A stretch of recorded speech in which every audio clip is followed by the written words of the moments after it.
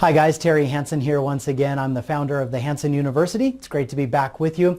Today I want to share with you a couple of principles that you can use to take advantage of the power of the group in motivating and inspiring your employees and team members to achieve the organizational goals and outcomes that you want them to. So when it comes to motivating people, there really is kind of two flavors. There's the personal internal motivation that we as managers work hard to instill and inspire them to do. And it's that motivation that we have inside of us that causes us to do the things that we need to do to reach our goals and objectives. So that's the internal intrinsic motivation, right? And that's certainly the most powerful kind. But externally, there's things that the group of people socially can do to motivate and inspire an individual to reach goals and objectives. They call that positive peer pressure.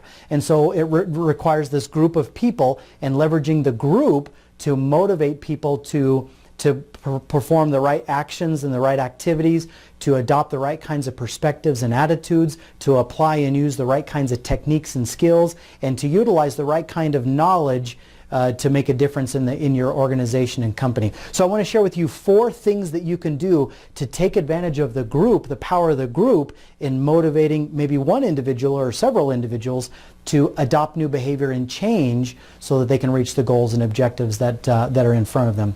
So the first one is finding the influencer. In every organization, there are certain individuals, usually 1 or 2, maybe 3, that have a higher degree of trust and respect and credibility in the eyes of the rest.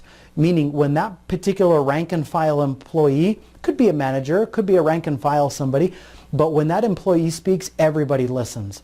When they're making changes, everybody pays attention and kind of follows suit. They're an influencer. They're a leader without necessarily the job title. What they do and what they say is highly significant, and they're just leaders by sheer virtue of their being, if you will. And so leveraging the power of the influencer, the opinion leader, if you will, is the art and science of having them start adopting the particular attitudes and behaviors, applying the skills, changing their processes, using the new software system, whatever it might be. Have them lead the way, and as they lead the way, others will follow, right? Everybody wants to follow a good, inspiring leader, and in every organization, the influencer is certainly there. So my job as a manager is find those influencers who have that unusually large degree of respect and credibility in the eyes of the team and win them to your cause and help them influence the rest of the team. Number 2 is break the code of silence. In all of our organizations, we have cultures, we have traditions, we have norms, we have these cultural things that have been done for years and years and years. It's just the way that's always been. Sometimes those social norms, sometimes those cultural vibes, if you will, are negative. Sometimes they sabotage our progress, growth, and improvement. And so anytime and oftentimes we don't talk enough about those. We don't talk about the things that sabotage our success or hold us back. But when we can shine a spotlight on those cultural norms, those things that nobody really talks about, when we shine a spotlight on those and start discussing and talking about the hush-hush secret things that nobody should be talking about, when we start talking about those and bringing those out into the open, it actually is pretty inspiring. It's enabling, it's motivating, and it causes people to feel more emboldened about making changes and doing things that are going to make a difference. So one way to use the group, the power of the group, is have the group start discussing things that beforehand haven't been discussed by the group and gather more encouraging support that way. So breaking the code of silence. Number 3 is to build a tribe. If you're trying to reach a goal or leverage the power of the group, then create a support group, create a tribe, create a group of people that are committed to that goal and who are going to support each other mutually. What do they actually do? They act in the right ways, they behave in the right ways, and they shun and reject negative behaviors that are going to hold the group back. So if everybody is doing the right, is using the software system or following a certain procedure and one of the group members isn't doing that, then the group kind of descends on that one individual and says, hey, if you're doing this, you're holding the team back. We're not going to reach our goal if you keep doing this.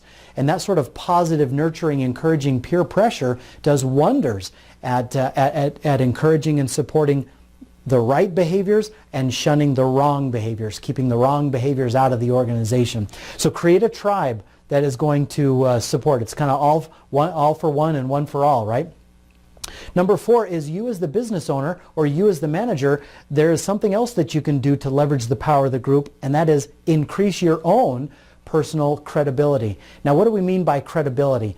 There's a couple of ways to do that, increasing your credibility. It always requires you to step up to the next level of personal development. And that means number 1, if you will, is increasing your own expertise, your level of expertise and knowledge in a particular topic area. Those people who are experts naturally have a higher degree of credibility. So how could your level of expertise in a particular area increase and be able to create momentum and motivation for other people to do what you say and follow your lead as it relates to reaching these goals? The second way to increase your credibility is to improve, and it's kind of, there's no real easy way to say this, but improve the quality of your agenda. Improve the quality of your intent. Make your desires and your motives pure. If people feel like there's a double standard or that you don't have their best interest in mind, they will never be motivated to perform and follow you. So purify your agenda, your motives, your desire, your intent. Make sure it's synergistic, make sure it's win-win, make sure people feel like you have their best interest in mind, and then they'll follow you to the ends of the earth, right? Number 3 is make a sacrifice. Sacrifice of what? What does that mean exactly?